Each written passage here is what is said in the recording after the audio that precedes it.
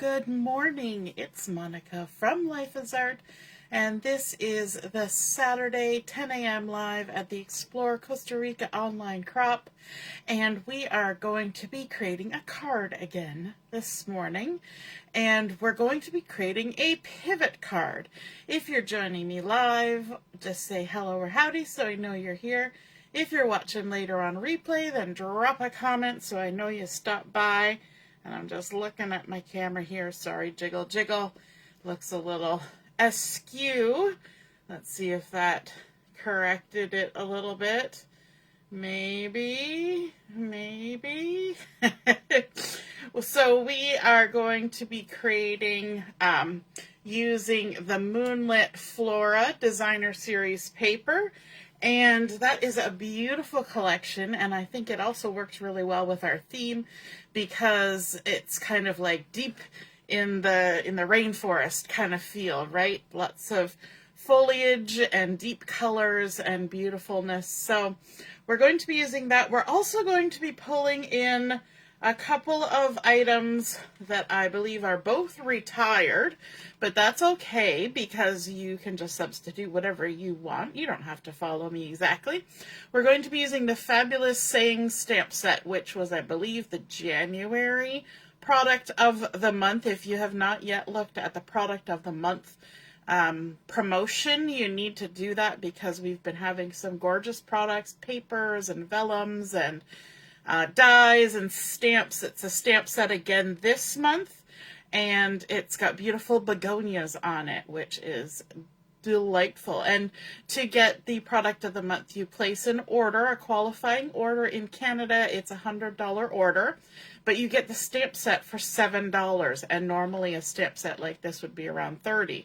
So that's a great savings. And then we're also going to use Petals of Beauty, which is, again, a retired stamp set, but it's a beautiful floral that I like. And so, you know, you've already bought these kind of tools, and even though they might not be available today, you have them in your stash. So I encourage you to use what you have. You guys know that. And so we're going to be putting this together. The base color that I'm using for cardstock for this is the basic black two-tone cardstock, and the two-tone gives a dark side and a light side, so that kind of gives a fun little variation. So our base card is starting out as an 8.5 by 5.5, which is a standard cardstock size. We're going to go ahead and do some scoring on this, and we're going to be creating a W fold, if you're familiar with a W fold. Let me just see, I've got my mouse and all sorts of things here beside me that is in the way of my paper here and my scoreboard. So we're going to score along the 8.5 inch side. We're going to score at 2 1/8, then at 4 1/4, and then finally at, let me just make sure that I've got the right, 6 3/8. I wrote it down and then I misplaced my piece of paper. So we're creating 4 even sections on our card. So we scored it at 2 1/8, 4 1/4, and 6 3/8. The first thing we're going to do, I know we always fold it with the bump side to the inside, but in this case we're folding it the opposite way. If you want to maintain that bump side to the inside, then just when you score your 4 1/4, the center score line, just flip it over and score from behind. That's all you got to do. So now that we've folded it in half, and you can see that lighter side, we're going to fold both of these outside sections back on themselves, so with the bump side to the inside. And what that's going to do is it's going to create the lovely W fold that we're looking for. So if you look at it from the top of our card, we've got a little W going on, a W fold. It's also an accordion, so I haven't done that for a while. If you look at the bottom, it's an M. So look at the top, and that will give you the W. Now on this these sections here, I'm going to add some designer series paper, again from the Moonlit Flora. These pieces have all been cut to 2 inches by 5 3/8, and you need 4 of them. We're going to fill all of these spaces. Now I kind of you know, didn't really worry exactly about where I cut these, but I'm going to turn it this way to make it a little easier for me to stick them down. But if you want the pattern to follow across, if you have a very particular pattern, then of course you're going to cut them in a series, right? Just one beside the other beside the other. Mine are kind of all over patterns, although I do believe I did kind of follow that. But it's not as essential because I have a tiny pattern for one. It's a small scale pattern, but it's also kind of an all over pattern. So we're just going to center these in each of the panels all the way across. I've already got my adhesive on there to save us some time on the video. And we're going to stick those all down, leaving an equal amount of that basic black two-tone showing all the way around. And then our last piece, so these are 2 by 5 3/8. So we're just leaving an 1/8 of an inch as our border, which, since there's border on all the sides, is about a 1/16 of an inch. So it's a tight fit, but just go ahead and line those up. So now we've got a beautiful base for our card. Then on top of this, we need to add some things that are going to make this a pivot card. And for that, we're going to need 4 pieces of the same basic black base. And all 4 of these pieces have been cut to 4 1/4 by 1 3/8. Now, I have done some adhesive on the back of these. And if you'll notice, I have adhesive on just one end of them. And what you're going to do is, I used my mat to help me with this, and I made sure that my adhesive was only on the first 2 inches, okay? And I've got them all kind of facing towards the center because they're going to be adhered to these center 2 panels on either side. So let's start by adding the bottom one over here on the left. So all you have to do is you need to make sure you're on the very bottom, and you also need to make sure that you don't conflict with the score line. So just to the left of that score line, and then we're going to do the same thing with the top one, but we're going to align with the top of our card. Okay, and to the left of that score line, and not like an inch left of the score line. I'm talking like a hair left of the score line. Try not to stick it down if you're not ready to stick it down. You know, the problem is that I'm working so far away from myself that I can't see the top. So let's line this up like so, and then you just want to check and make sure that everything closes, that you're not interfering with that center score line. Okay, we're going to take our other 2 pieces and we're going to repeat the process on the other side, but this time to the right of the score line. And that will mean that there is a tiny, tiny bit, I don't even know if you'll be able to see it, of overhang on the outside of your card. That is quite all right. We're not going to do anything about that. We're going to leave it as it is. It will still fit into your standard size envelope, and so it'll be all good. Now I'm going to do this other one. Again, I'm just turning everything around so I can see what I'm doing. There we go. And the reason we want to start with that top and bottom, so that's what it's going to look like so far when it comes out of the envelope, is that we're going to put a panel in the center. Now our center panel is a little bit different because it is a single piece, and this piece is 8.5 by 2.5, and this piece we're going to score in the middle at 4 1/4. So let's bring in our scoreboard, And we're going to score it at 4 1/4 along that 8.5 inch side. I will be posting all the measurements as usual. We're going to fold it with the bump side to the inside. Score that up, crease it down. And you probably noticed that I already put my adhesive on there. And again, I lined it up on my mat and made sure I was just at the last 2 inches on either side. And what we're going to do with this one, let's take our adhesive off, is we are going to stick this to the outside panels, centered top to bottom between these other 2 cardstock panels. So if you want to kind of do your centering without putting those ends down, then just line it up with the center, because my adhesive, remember, is on the outside where my hands are holding it up in the air. And then we can just lay it down and stick it down. When we fold our card up, it's going to create that look. And then when it stands up, we've got all these fun angles that pivot out from our W fold card, which creates a really cool textural pattern. And then we can go ahead and start decorating. On the front and back here, we have these little panels, and we're going to cover those with the same pattern that we used on the base part of our card.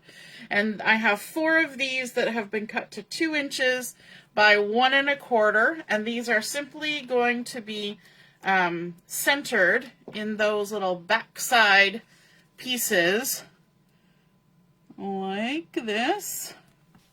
The patterns don't have to line up because my pattern isn't that particular. If yours is particular, I would pick something that's not particular. Pick something that's a little bit casual and easy to go side by side without having to line up. That just make it simple on yourself. If you want to add an extra layer of cardstock in here for a little contrast outline, or if you're using light colored paper and you want to add some inking, you can certainly do that. Just adjust your measurements. So if you were adding a secondary cardstock layer, this would be the size of your cardstock, and then you would cut your pattern paper 1/8 of an inch smaller than the dimensions I'm using, okay? Now let's add some stuff. Let's go to the back side before we get too involved on the front side. So on the back side, we're going to need a spot to write the message, and because we're using dark paper, I've decided to bring in a nice little contrast, a pale color. This is the soft seafoam, and this has been cut to 2 inches by 5 3/8 so that it will center just nicely here on the back side. If you need more space than this to write your message, then you just make more than one panel. I'm going to center it here on the 3rd panel, and then I have cut some of the designer series paper. Again, the same side. I need 3 pieces that are 2 inches by 5 3/8, and I kept these 2 side by side while I was cutting so that my pattern traveled. This one, it doesn't matter because it's kind of a standalone and there's a gap in between. So you just cut your 2 by 5 3/8 and then center it on there. Let's stick these ones down. When you've got such pretty pattern paper, you don't have to do a lot of embellishing back here. You could add a stamped sentiment in that section there, but I'm going to leave maximum space for writing a message. And we've already got pretty paper going on, so I don't feel the need to embellish it at all, because we're going to do all our work on the front side. This pretty color here is that lovely golden glow, and there's a bit of pecan pie hints on there. So on the front, I don't have the golden glow ink, but we're going to use something that's kind of similar. We're going to do a bit of 2nd generation Cajun Craze. And I've already done that ahead, but I'm getting ahead of myself. First, I need to put some of that soft sea foam contrasting cardstock onto our panels here. So this is the spot where I am doing a second layer. So these are 4 1/4 by 2 3/8 that are going to go there. So we have 2 of those. And then I have 4 that are 4 1/8 by 2 1/4. And those are going to go in these sections. Okay, so let's get these stuck down and added. We're going to stick that on there. I don't often use this soft seafoam. It's not a color I generally reach for, but it looks nice and sort of fresh and crisp with these darker colors, and I kind of digging that. There we go. We're just centering all of those.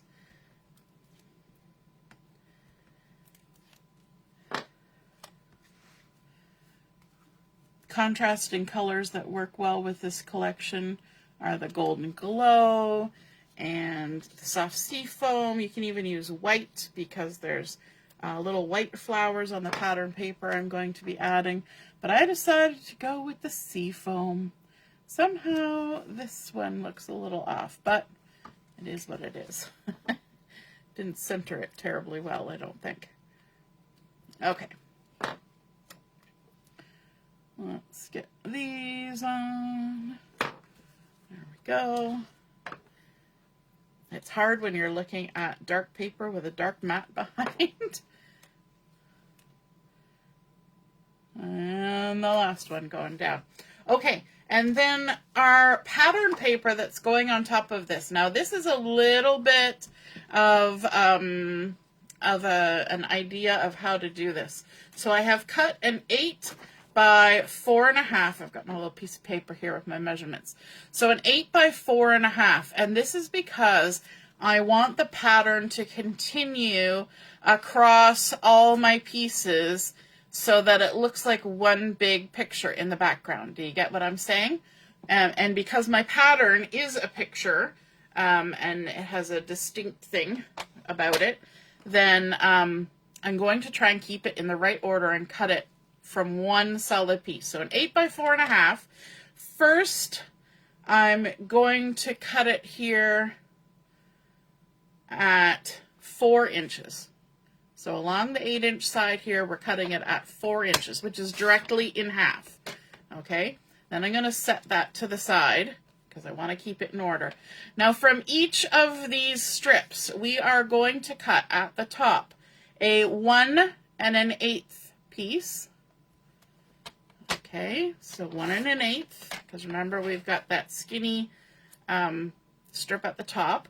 Then we're going to cut a 2 1/4, and then the last strip should be 1 1/8 again. Okay, so we're going to line them back up the way they go.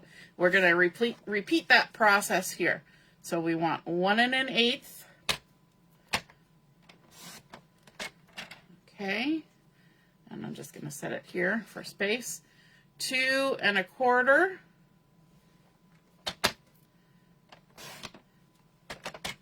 And then our last strip should be 1 1/8, and that's the right hand side.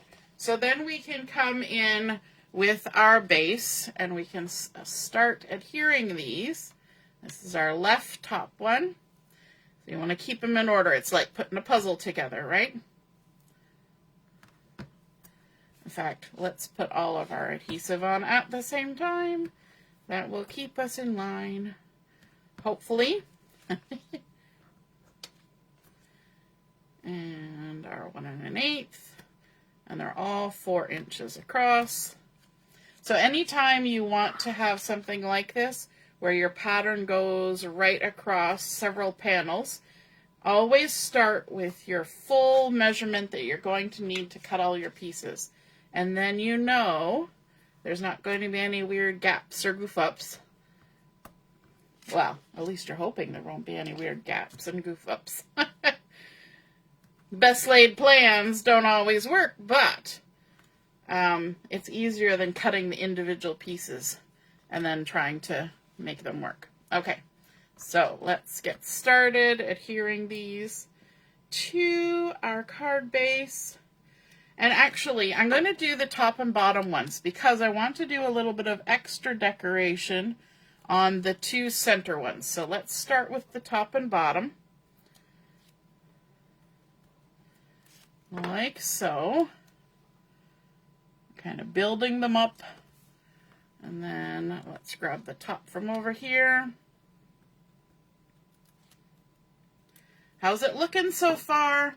You guys are pretty quiet. Hey, Diane. It's Saturday morning. Everybody's kind of, I'm awake yet? just watching a video, trying to wake up. I know how it is. We had a house guest last night. One of Joshua's co-workers from Borden was here, and they had to leave super early this morning. They were at 5:30, out the door at 6. So, yeah. All right, so I went ahead and I did some stamping ahead of time using Mossy, Meadow, and Cajun Craze. Mossy Meadow is one of the colors in our background there. And Cajun Craze, although it's not in this, it creates a nice look with the pattern paper. And I'll just show you here. So here we have sort of Golden Glow and Pecan Pie. And this is not exact, but it looks nice. And since none of this color is on the front of my card, I thought it would be okay to bring this in, right? So let's go ahead and add this on here. But I'm going to do it in such a way that a little bit of it is going to hang over the edge. I stamped up using that Petals of Beauty that's retired. I stamped up some leaves, and this is Mossy Meadow. Now, my Mossy Meadow needs to be re-inked, and so my Mossy Meadow is fairly faint already, so I didn't bother with the second generation. But with my Cajun Craze is a darker color, and so I inked up, stamped off on scrap paper, and then stamped my first layer of this stamp, and then I inked up, stamped off, and stamped on top the second layer of this stamp. So it gave me a lighter color than a solid Cajun Craze. Now I went a little bit over the edges here, and this is why I wanted to do the decorating before I adhered it to my card front. And so now I've got those little bits trimmed off, which would be, it's not impossible, but it would be a little harder to trim off on my card. You'd have to use an X-Acto or a precision blade of some kind, which I have done before. In fact, I did it on my sample card. So I thought, whoa, you know, smart money would do that before sticking it down. And then over on this side, let's also add a little bit of color. So I've got, again, the same leaf with the two layers of Mossy Meadow added on there. So you can see those little white flowers I was talking about kind of popping in there. So white would be a nice contrast color. But I think the green is even prettier. And then let's stick this on like that. I'm not popping these up. I will pop up the sentiment with some dimensionals, but these I'm just laying flat. There's a lot of dimension going on this card already, so we don't need to do too much to give it dimension. And there we go. Then we'll flip it over, and I've got just a couple little snippets here. And I think it's fun sometimes to have your big embellishments go off the edge and trim it off. It kind of gives you the feeling that they're nice and big. And when we've got a very small pattern in the background, and then we've got sort of a mid-sized pattern, to add that large scale embellishment with these big florals, kind of builds and builds and builds, right? It's kind of how when you're making a recipe, you build flavor, so we're building visual on here. Okay, now from our stamp set that had all our sentiments, I went ahead and I cut a 3 1/4 by 1/2 inch strip and stamped on here To a Fabulous Friend.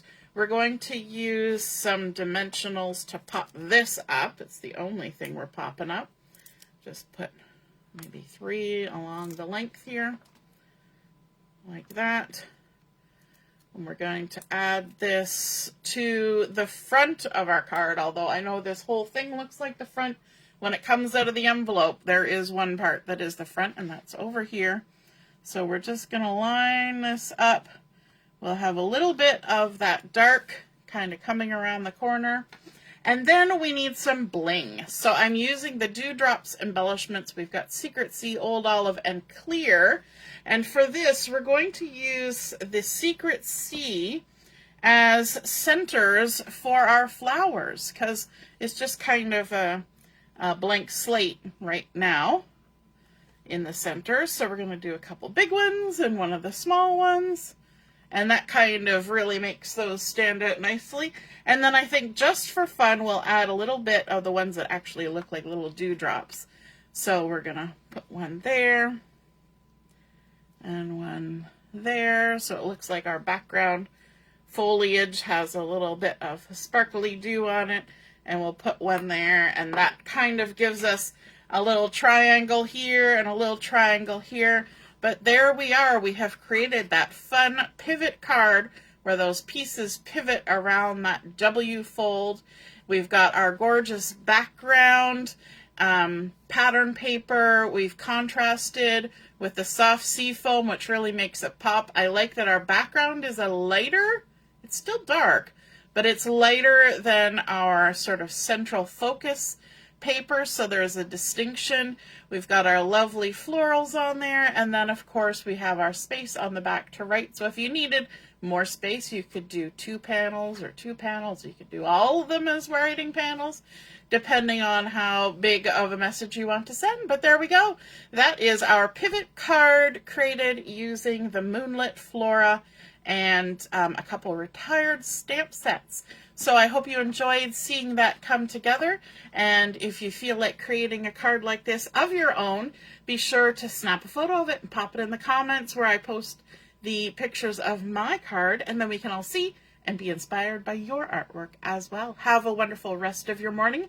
We will be on at 11:30 for Chat and Craft. We'll see you then. Toodaloo. Bye.